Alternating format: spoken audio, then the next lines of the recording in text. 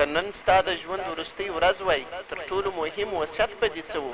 د جواب لپاره ویډیو وګوره او چینل سبسکرایب کړه.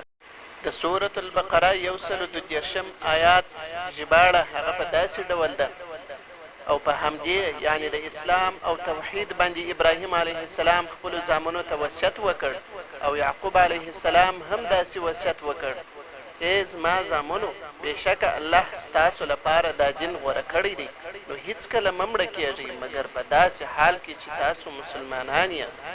د دې آیات شان نزول هغه دا و. دا آیات د حضرت ابراهیم علیه السلام او حضرت یعقوب علیه السلام د هغه ستر وصیت بیانوي چې خپلو اولادونو ته یې کړی و. هغوی خپل اولادونه د مال، سلطنت او دنیا لپاره نه وو اندېښمن، بلکې تر ټولو لویه اندېښنه یې د ایمان او صحیح عقیدې ساتل و. الله تعالی د دې آیات له لارې مسلمانانو ته ښیي چې د انبیاو حقیقي میراث دین او توحید دی. او د دې آیات تفسیر مفسرینو داسې کړی.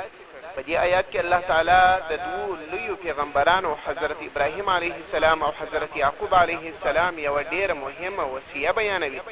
دا وصیه یوازې د هغوی د اولادونو لپاره نه وه، بلکې د قیامت تر ورځې د ټولو مؤمنانو لپاره لارښوونه ده. ووصى بها ابراهیم بنیه، یعنی حضرت ابراهیم علیه السلام خپلو زامنو ته د توحید، ایمان، اخلاص او د الله د اطاعت وصیت وکړ. هغه غوښتل چې د ده اولادونه د دنیا له فتنو او ګمراهیو څخه خوندي پاتې شي او د الله په سمه لاره روان وي.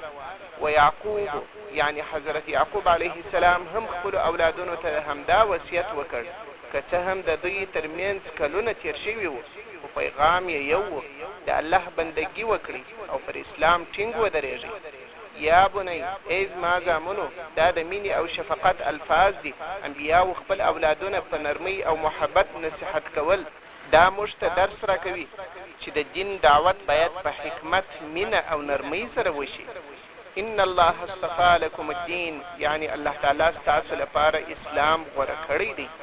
دا آیات ډېرې مهمې فایدې لري. دا آیات له ځان سره ډېر لوی درسونه او ګټور پیغامونه لري. هر مسلمان باید پرې فکر وکړي او په خپل ژوند کې یې عملي کړي. اول، د ایمان ساتنه تر هر څه مهمه ده.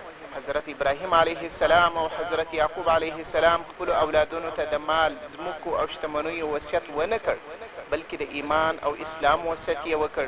دا ښیي چې د انسان تر ټولو لویه شتمني ایمان دی. دوهم، د اولادونو د دیني روزنې اهمیت.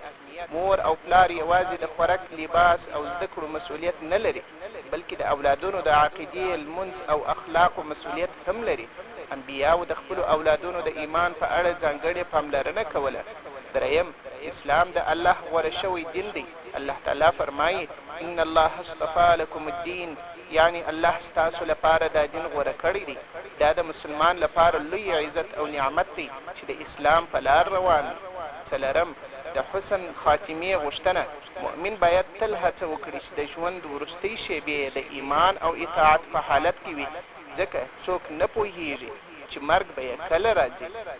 ګرانه وروره او خورې، حضرت ابراهیم علیه السلام چې د ژوند وروستیو شېبو ته ورسېد، خپلو اولادونو ته یې د دنیا، مال، کورونو او شتمنیو وصیت ونه کړ. د هغه تر ټولو لویه اندېښنه دا وه چې اولادونه یې د ایمان په حالت کې له دنیا لاړ شي، ځکه هغه پوهېده چې د انسان حقیقي شتمني ایمان دی، نه هغه څه چې په دې دنیا کې راټولوي. نن موږ د څه لپاره دومره منډې وهو؟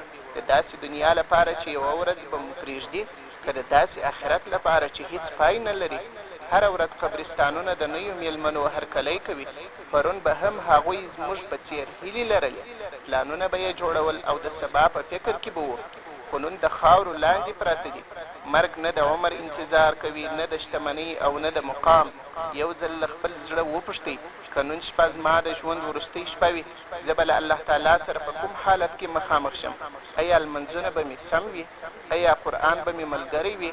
ایا له ګناهونو به مې رښتینې توبه ایستلې وي؟ ایا د مور او پلار، خپلوانو او خلکو حقوق به مې ادا کړي وي؟ وروره او خورې، تر څو چې ساه روانه وي، د توبې دروازه هم خلاصه وي. خپل منځونه مه ضایع کوئ، د قرآن کریم سره اړیکې ټینګې کړئ.